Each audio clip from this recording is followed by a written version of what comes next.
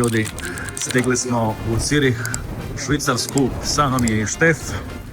Štef, pozdravi ljude. Dobar dan. Dobar dan.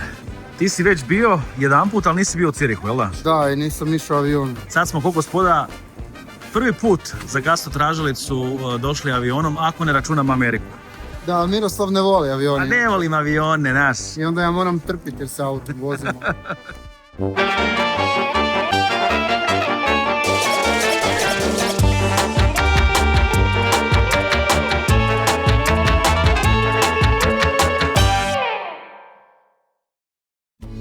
U današnjoj epizodi vodim vas u Švicarsku, točnije u Cirih, grad poznat po bankama, preciznosti i standardu koje nama Balkancima ponekad i teško zamisliti. Kao što već možete pretpostaviti, razlog mog dolaska je hrana. Naime, 2021. godine 3 prijatelja porijeklom iz Srbije otvorili su restoran u predgrađu Ciriha s idejom da predstave ono najbolje što balkanska kuhinja nudi, ali na malo moderniji način. Primjerice, u ovom restoranu nećete pojesti klasičnu talijansku karbonaru, nego serbonaru.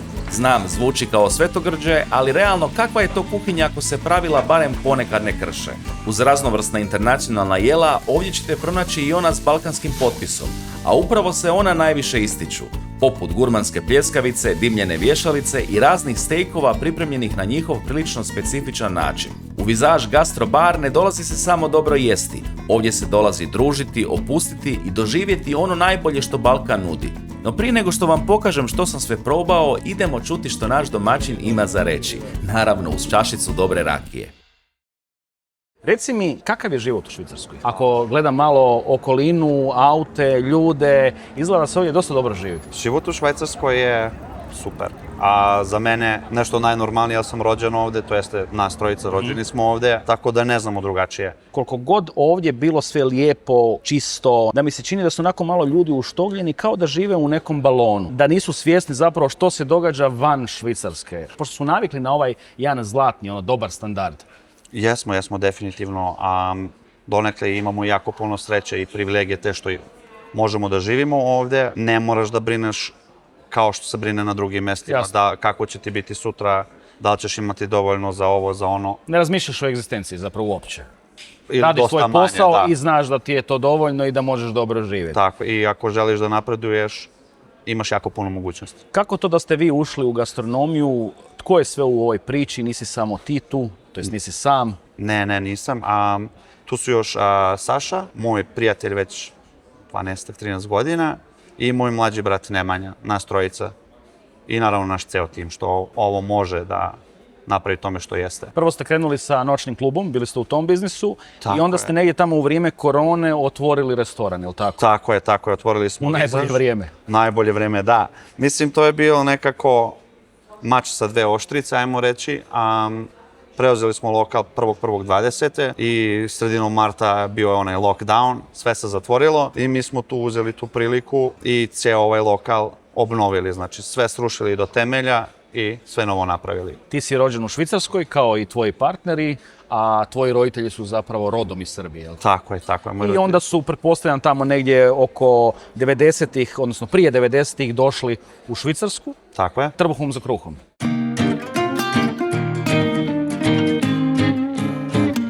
Kakav je koncept vaše kuhinje? Što je ono što vi nudite vašim gostima i kako ste uopće osmislili cijelu ovu priču? Smisao cijele priče je da bude malo kao ti gastrobarovi što se znaju po Beogradu, po Zagrebu, da nudiš za svakog nešto. Naš prvi jelovnik smo napravili tako da smo, pored balkanske kuhinje, što smo svakako htjeli da imamo domaću kuhinju, i ćevape, i teleća čorba, i pljeskavice, i Karađorđeva, što must have da bude kao da i možemo ne Balkance da upoznamo sa našom kulturom, onako da bude za svakog nešto, šta voli. Znači mi imamo i stejkove, imamo i mediteransko paste, rižota, pravimo malo fusion kitchen kao što imamo beef tataki, imamo tempura shrimps. Malo gledamo isto tako da ispratimo trendove, šta se u tim hotspotovima u svetu jede i to na naš neki način, sa nekim, kad uspemo još da napravimo neku fusion sa balkanskom kuhinjom, da unesemo taj moderni touch svega toga. Vi ste zapravo napravili neku svoju inačicu i čak i ovu balkansku kuhinju malo ste modernizirali, ali ste zadržali tradiciju. Mi ovdje na stolu imamo što? Ovo je naš čuveni all over the Balkans, znači ukusi Balkana, dobro, selekcija suhomesnatog, Znači ovo je sada sa svinjskim jelom, imamo i naravno bez svinjskog Jasno. mesa. To imamo ovde kulen, pečenicu, slaninu, suvi vrat, pršut, suvu kobasicu, domaće sireve, kajmak, urnebes. Pravi appetizer onako i ko nećeš da večeraš čisto nešto malo ono, na čačkalicu što Da, kažem. uz rakijicu, uz Tako je. čašu vina. I sad ono što je jako bitno, a to su namirnice. Pričali smo malo o tome, otkud recimo vi nabavljate ovo suhomesnato? Imamo jako dobre dobavljače, to su domaći dobavljači i mesare koje to već jako dugo ovde proizvode, što su se ovde skućili, isto kao što su moji roditelji nekada, još ranije čak, napravili svoj biznis da proizvode sami svoje suho meso. Jedan deo je mi, jedan od naših kuvara je mesar i on isto jedan deo toga pravi. Opa, Tako da ima tu puno našeg i nešto dokupujemo šta nam treba. hoćemo mi to malo probati, što bi im preporučio, s čim da krenemo? Ti si mi rekao malo pre u našem neformalnom razgovoru da voliš malo masnije tebe, Dobro. onda je bolje ovako. Ja sam tebi rekao da sam ja više onako razmaženo dete. Može? Za mene pečenica. Aha, ja ću malo masnije, a dobro. Tako si mi rekao, bar. Može, mene pa je, slažem se. Može, da vidimo još malo lepinjice da štimalo, evo ovako ćemo Može malo. zajednički. Evo, izvoli. Ja sam za. Hvala ti. Sad ćemo mi to testirati da vidimo.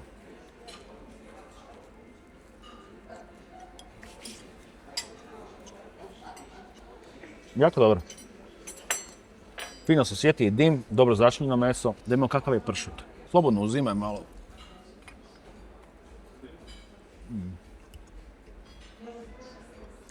Pršut isto dobar. Ovo ćemo ovako, Tako je. narodski. Urnebes da probaš. Može.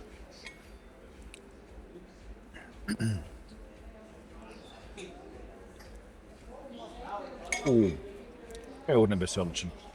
Hvala. Znači, prošao sam cijelu Srbiju i ovo je jedan od boljih. I nije onaj klasičan urnebes, malo ste ga vi doradili. Jasno, receptura sa sastojcima, ali ne ono samo domaće, nego eto imamo i kuvare što su isto i ovde radili školu i radili u drugim restoranima po svetu i onako malo dodati još nešto značajno. Sad ti kažem tačno to i to ne bi znao.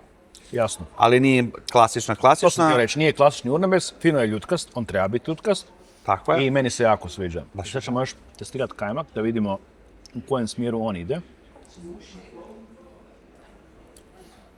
Dobar kajmak, ali urnebes je čudo. Znači urnebes je stvarno vrhunski. Što bi još preporučio da probam? Kulen obavezno. Može. Kulen. Možda neki sir.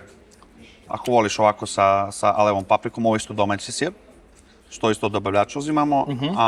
Ili eto, ovo je sada, na primjer, još gruyère i parmezan. A to je taj gruyère. To je švajcarski gruyère. Ovo je li tako? Da. To je zapravo sir koji se stavlja i u fondu. Tako je. Jako ukusan. Jako, da. Znači moram probati taj fondu. Obavezno.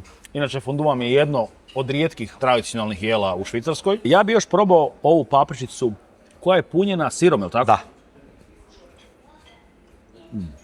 To je jako dobro. Mislim, ovo su sve dobri proizvodi. Perfektan appetizer. Uz neku dobru rakijicu, vino, savršeno paše. Cijelo večer da pričamo i da jedemo. Ali da ponovim, probajte ljudi urnebes, stvarno je poseban. I recimo kobasica, svinjski vrat, jako dobar, pršut isto solidan. Nisam očekivao da ću u Cirihu pojesti ovako jednu balkansku platu. Ono što smo pričali isto tako da se kao naš čovjek ne osjetiš neugodno da dovedeš nekog prijatelja stranca tu, nego da možeš ono s ponosom, a vidi šta mi pravimo, kao što Italijani se ponose ceo život njihovom kuhinjom. Ovdje dolaze i Švicarci. Da. I kako oni reagiraju na našu balkansku kuhinju? U suštini su uvek jako iznenađeni veličinom porcija. A kod nas je ono bukvalno mi ne želimo i nećemo da se obrukamo da donesemo nekom sitnom porciju, da izađeš onu polugladan ili ono da ne ostane barem još nešto na tanjiru. Sramota bi bila. Da, eto. I to je prva reakcija i iskreno imamo jako dobar feedback za kuhinju, imamo jako dobar tim kuhinje, pitamo goste, tražimo feedback, u komunikaciji smo, u suštini non stop da se dižemo stepen po stepen. Evo, sljedeći korak, pogotovo, na primjer, balkanske kuhinja nam je, što ćemo sigurno biti prvi u Švici ili nadamo se, naravno, 100% Wagyu ćevape. Vidane, hvala ti puno. Ja ću sad probat neka vaša jela. Obavezno. Mislim da sam si složio onako dobar raspored, naručit ćemo još jednu rakijicu, a vi ljudi ostanite u emisiji.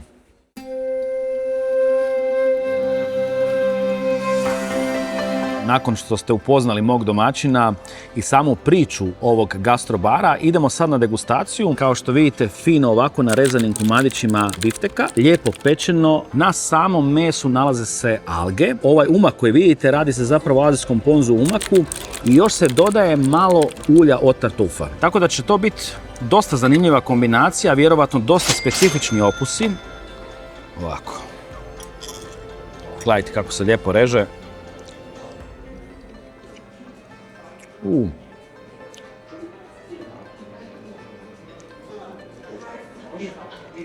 Ovo je jako dobro.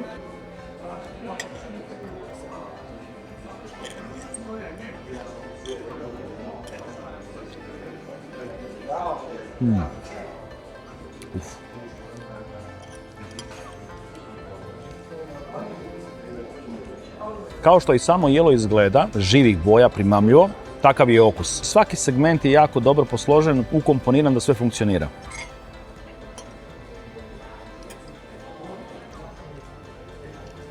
To je ono što ja cijelo vrijeme ponavljam u svojim emisijama, ovakav komad mesa ne smije biti prepečen. Ovo nije teško jelo, tako da je idealno za neko predjelo za zagrijavanje. Sad ću još uzeti jedan mali komadić i još ćemo mi to ovako fino malo umočiti sve.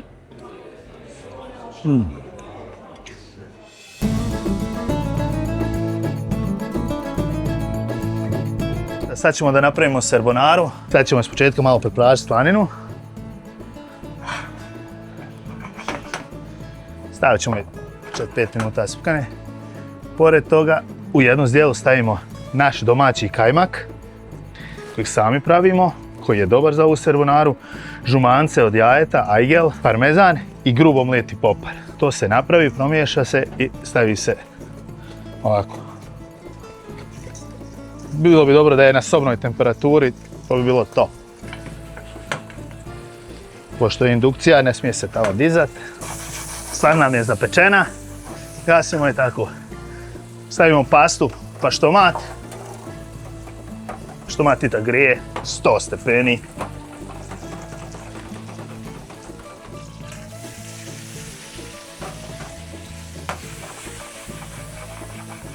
Znači pastu, slaninu, sve dajemo u masu.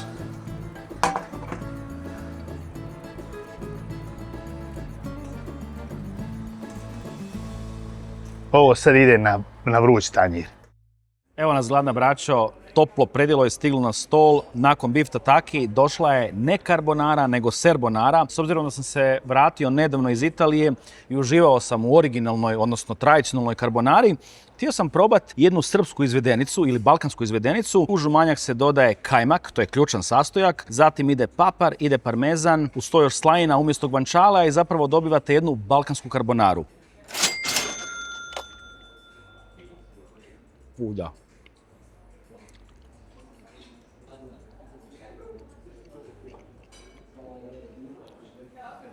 Razlika između ove karbonare, odnosno serbonare, i one balkanske izvedenice u koje se stavlja vrhnje je što ovdje ipak je baza žumanjak, što je jako bitno. Ima papra, ima i te masnoće od slanine. Kajmak ipak je jedan ozbiljan proizvod, po meni puno bolji od vrhnja. Ovo jako dobro može pratiti onu tradicionalnu karbonaru. Slanina je taman toliko pečena da imate tu hrskavu koricu. Gledajte vi kako je ovo sve kremasto. Taj kajmak diže cijelu priču.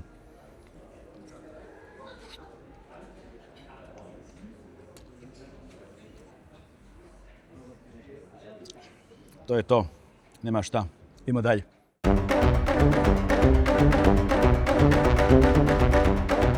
Ovo je hrana po mom guštu. Ovdje ispred mene nalazi se njihova gurmanska pljeskavica, mješavina svinjetina, junetina. Unutra još ima malo dimljene slanine, papra, luka. I ispod toga nalazi se restani krumpir. A kao drugo jelo izabrao sam si njihovu dimljenu vješalicu koja se radi od svinjskog vrata. I sve ovo što sad vidite ispred mene je proizvodnja roštilj majstora koji radi u ovom restoranu. Kao prilog dolazi restani krumpir i kuglica kajmaka. Gledajte ovo. To je to, nećemo pretjerivati. Moramo paziti na zdravlje i sad ćemo napraviti presjek da vidimo kako to izgleda, kako je to pečeno. Gledajte vi ovo. Savršeno pečeno, ostalo je blago roskasto. Vidi se da roštilj majstor zna što radi. Da vidimo.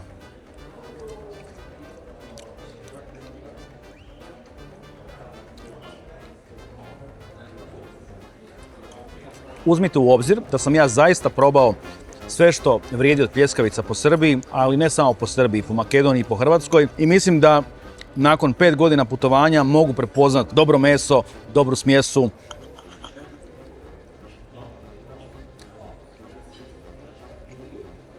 Savršeno. Gledajte vi ovo.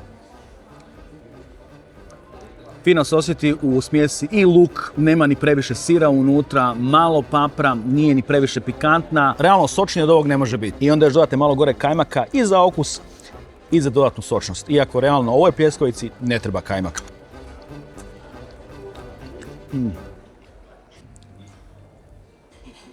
Znači ne radi se o klasičnom restoranskom krumpiru, malo su ga doradili.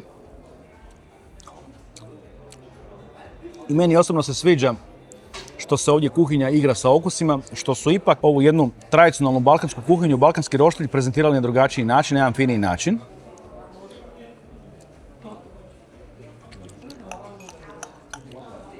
Smijem Štef još jedan komad, a? Ajde, požurit ću da možeš i ti jest. Nisam nikad mislio da ću ovako dobar roštilj pojesti u Švicarskoj. Evo, najiskrenije, ovo je van svakih očekivanja. Imamo dimljeni svinjski vrat, restani krumpir. Ovo što vidite na vrhu, ovaj umak, podsjeća na pinđur. Možda malo i na onaj cijepkani ajvar, ali radi se zapravo opet o izvedenici ovog restorana. Marinirana paprika, pečena, koja se onako fino nasjecka. I sad ćemo to sve lijepo iskombinirati. Prvo ćemo probati čisto meso. Evo da vidite kako to sve izgleda. I baš sam upiknuo ovaj komad koji ima i kajmaka.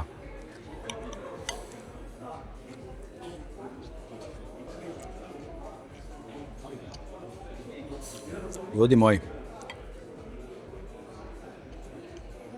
meso je blago dimljeno, svinjski vrat je ostao sočan, što je najbitnije kod ovakvog tipa roštilja. I sad ćemo to iskombinirati sa umakom.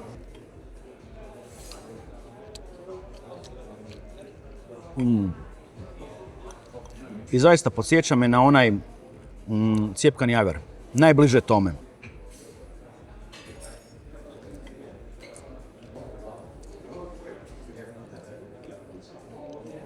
Ova vješalica može proći i u Srbiji i bilo gdje na Balkanu. Sviđa mi se ova njihova varijanta ajvara, sviđa mi se što su to iskombinirali sa restanim krumpirom, sviđa mi se način kako su to servirali, prezentirali. Ali ako bih morao birati između pljeskavice i dimljene vješalice za bod ili pola boda, pljeskavica je ipak na prvom mjestu. Znači ako ikad dođete u Cirih, probajte pljeskavicu i ako ne bude bila dobra, ja plaćam.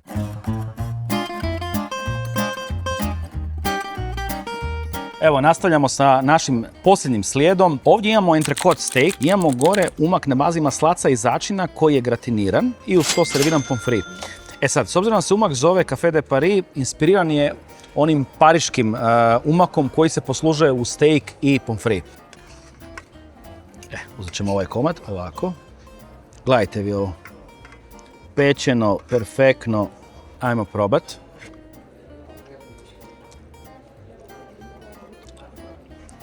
Kako je ovo meso mekano. Umak je baš specifičan. Ne mogu ga usporediti ni s jednim drugim umakom, nisam ovako nešto jeo. Ima još tu nešto što ja sad ne mogu prepoznat, ali daje taj jedan onako malo egzotičan okus. Sad ćemo mi to fino po umaku.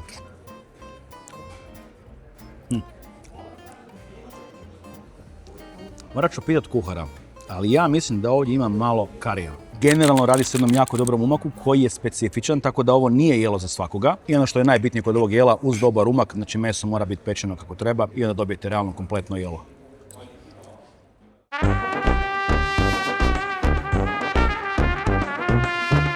Neki moj rezime, nakon što sam probao apsolutno sve. Visage Gastro Bar je restoran koji je uspio našu balkansku kuhinju prezentirati, odnosno servirati na jedan drugačiji način, ali u sve to što sam ja sada rekao, pljeskavica je definitivno na prvom mjestu. Na drugom mjestu mi je carbonara ili ti carbonara oduševila me. Po meni su oni zadovoljili sve one bitne komponente koje jedna tradicionalna carbonara ima, ali opet na način ovog restorana. I na trećem mjestu dimljeni vrat, jedno vrlo dobro jelo koje se odmiče od onog klasičnog roštilja i naravno za kraj sve ovo ostalo što sam probao. No da previše ne duljim, nadam se da vam se svidjela ova emisija. Ako je, zapratite nas na svim društvenim mrežama, pretplatite se na naš YouTube kanal, besplatno je i obavezno ukoliko se nađete u Cirihu, odnosno u ovom predgrađu, posjetite Visage Gastro Bar. Radi se zaista o sjajnom restoranu sa sjajnim domaćinima i to je to ljudi. Gledamo se u idućoj epizodi Gastro Tražilice. Pozdrav iz Ciriha!